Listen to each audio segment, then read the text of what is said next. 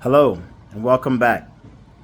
Today I'm going to be teaching you how to build a DC motor, specifically a homopolar motor, which is 5 objects.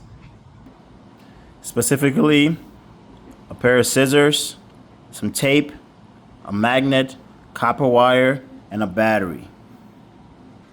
The first thing you want to do is cut your battery like this and remove the insulation from the side. So for example, I have one that's been insulated with paint, and I use sandpaper, or I use my pairs of scissors to file the ends so the conductor is sticking out.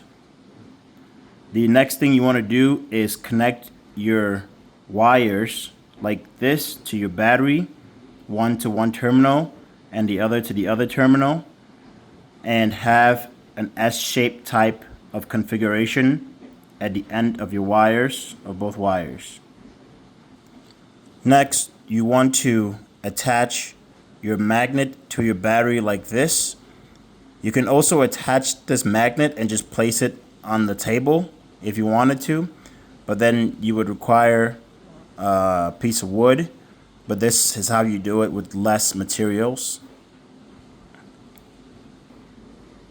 And all you want to do is place the wire like this in between the magnet and the poles and give it a spin, and it will start to spin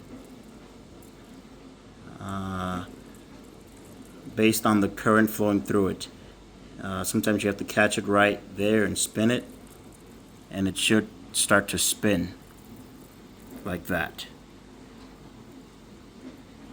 Again, this is how your DC motor works, and I'll talk about the physics behind it, but I want to get it to spin again, just really quickly, just like that. Again, this is an at-home thing, so it's not up to specs in terms of what you see in your electronics, but this is just kind of showing you how it works in application. And now let's go to the paperwork.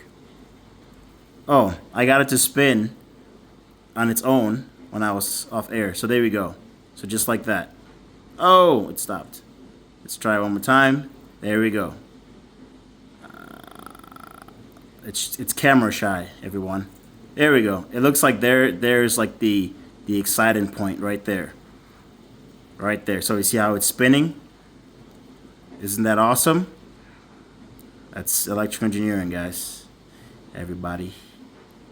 So what we're trying to build is a homopolar motor, and what you need is a copper wire.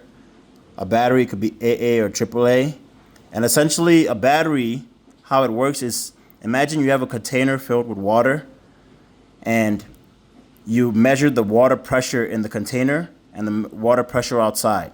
You're going to get a difference in potential. And in terms of a battery, that's the same thing that's happening. We have a place in the battery that is filled with, if you would, the absence of electrons, and another place filled with a bunch of electrons, and you measure the voltage between them. And when you connect it to a circuit, the electrons basically want to flow in this direction. Although we say current goes the opposite direction, the electrons are actually flowing from your negative to your positive. The other things you need is a magnet, tape, and scissors. And this is the schematic here of what we just built, of what we just did. Now, we start from the basic. An electron has what's called an electric field. It's just a given property. And whenever that electron passes through a wire, it generates a magnetic field.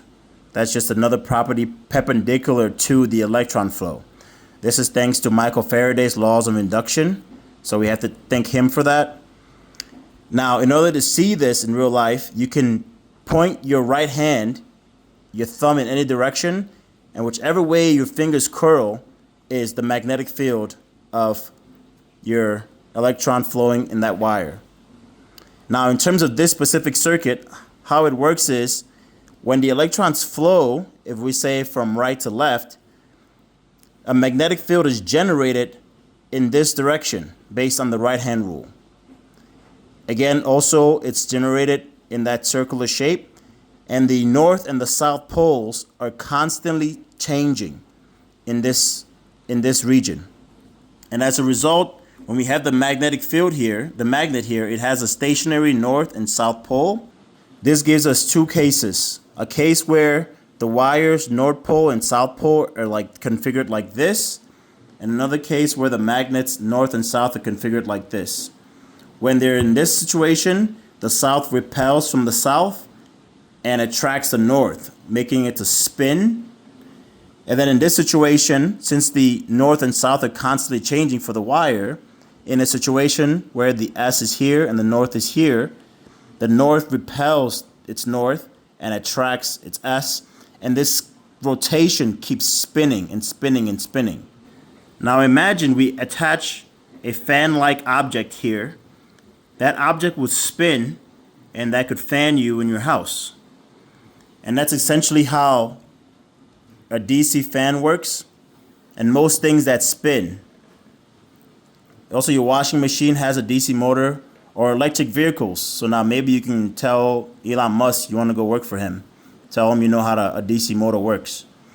In the next video, I'll be talking about AC motors, and essentially also going over how mechanical energy is transferred to electrical energy, such as an alternator.